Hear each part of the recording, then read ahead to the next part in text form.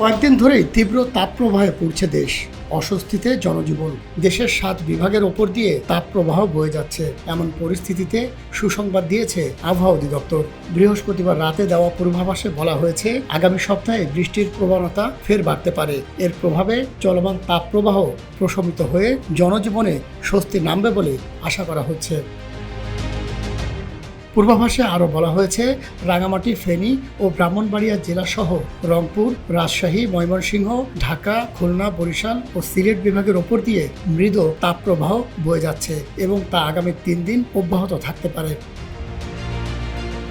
বৃহস্পতিবার সন্ধ্যা 6টা থেকে পরবর্তী 24 ঘন্টায় চট্টগ্রাম ও সিলেট বিভাগের কিছু কিছু জায়গায় এবং রংপুর, রাজশাহী, ময়মনসিংহ, ঢাকা, খুলনা ও বরিশাল বিভাগের 2-1 জায়গায় দমকা হাওয়া সহ বৃষ্টির সম্ভাবনা রয়েছে।